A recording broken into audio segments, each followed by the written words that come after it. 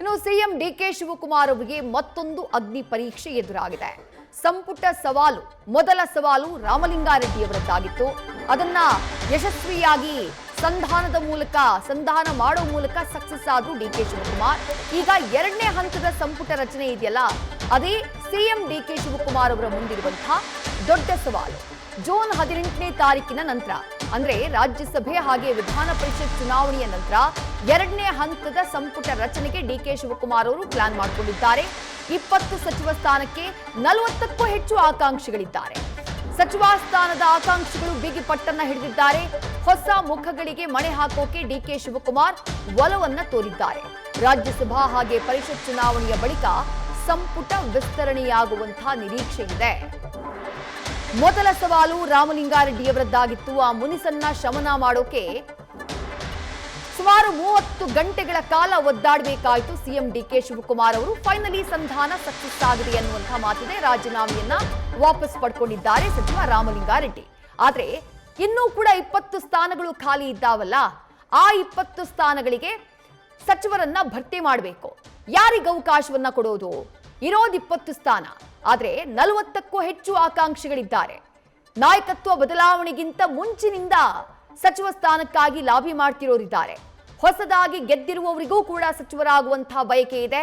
ಹಿರಿಯರೂ ಕೂಡ ಸಂಪುಟವನ್ನ ಸೇರುವಂತಹ ಹುಮ್ಮಸ್ಸಿನಲ್ಲಿದ್ದಾರೆ. ಬೇರೆ ಪಕ್ಷದಿಂದ ಬಂದವರು ಕೂಡ ಯಾವ ಭರವಸೆಯೊಂದಿಗೆ ನಮ್ಮನ್ನ ಕರೆಸಿಕೊಳ್ಳಲಾಗಿತ್ತೋ ಆ ಭರವಸೆ ಡಿಕೆ ಶಿವಕುಮಾರ್ ಅವರ ಕಡೆಯಿಂದ ಈಡೇರುತ್ತೆ ಅನ್ನುವಂಥ ನಿರೀಕ್ಷೆಯಲ್ಲಿದ್ದಾರೆ. ಹಾಗಾಗಿ ಎಲ್ಲರನ್ನ ಸಮಾಧಾನಗೊಳಿಸಿ ಖಾತೆ ಹಂಚಿಕೆ ಮಾಡಬೇಕಲ್ಲ, ಆ 20 ಸ್ಥಾನಗಳಿಗೆ ಸಚಿವರನ್ನ ಆಯ್ಕೆ ಮಾಡಬೇಕಲ್ವಾ? ಅದೇ ಈಗ ಡಿಕೆ ಶಿವಕುಮಾರ್ ಅವರ ಮುಂದಿರುವಂತಹ ಬಹಳ ದೊಡ್ಡ ಸವಾಲು. ಬಹುತೇಕ ಜೂನ್ 18ನೇ ತಾರೀಕಿನ ನಂತರವೇ ಸಚಿವ ಸಂಪುಟ ವಿಸ್ತರಣೆಯ ಎರಡನೇ ಹಂತ ನಡೆಯುವ ಸಾಧ್ಯತೆ ಇದೆ. ಯಾಕಂದ್ರೆ ವಿಧಾನಸಭೆಯಿಂದ ವಿಧಾನ ಪರಿಷತ್ಗೆ ಚುನಾವಣೆ ಇದೆ, ರಾಜ್ಯಸಭಾ ಚುನಾವಣೆ ಇದೆ ಜೂನ್ 18ನೇ ತಾರೀಕು. ಹಾಗಾಗಿ ಅವೆಲ್ಲವೂ ಮುಗಿದ ಬಳಿಕ ಎರಡನೇ ಹಂತದ ಸಚಿವ ಸಂಪುಟ ವಿಸ್ತರಣೆಯನ್ನ ಸಿಎಂ ಡಿಕೆ ಶಿವಕುಮಾರ್ ಮಾಡಲಿದ್ದಾರೆ ಎನ್ನುವಂತ ಮಾಹಿತಿ ಇದೆ. ಏನೇನ್ ಸವಾಲುಗಳಿದ್ದಾವೆ? ಮೊದಲ ಹಂತದ ಖ್ಯಾತೆಯಿಂದ ಹೈರಾಣ ಆಗೋಗ್ಬಿಟ್ಟಿದ್ರು ಸಿಎಂ ಡಿಕೆ ಶಿವಕುಮಾರ್.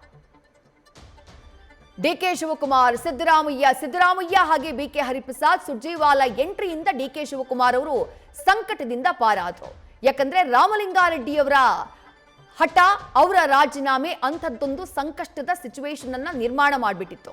ಈ 3 ಜನ ಎಂಟ್ರಿಯಾಗಿ ಮಾತುಕತೆಯನ್ನ ನಡೆಸಿದಂತಹ ನಂತರದಲ್ಲಿ ರಾಮಲಿಂಗಾರೆಡ್ಡಿ ಅವರು ರಾಜೀನಾಮೆಯನ್ನ ವಾಪಸ್ ಪಡೆದ್ರು. ಅಲ್ಲಿಗೆ ಮೊದಲ ಹಂತದ ಆ ಖ್ಯಾತೆ ಏನಿತ್ತು, ಆ ಖ್ಯಾತಿಯ ಶಮನ ಆಯಿತು.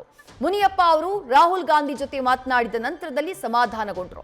ಇಲ್ಲ ಅಂತಂದ್ರೆ ಅವರು ಸಮಾಜ ಕಲ್ಯಾಣ ಖಾತೆಗಾಗಿ ಖ್ಯಾತಿಯನ್ನ ತೆಗೆದಿದ್ರು.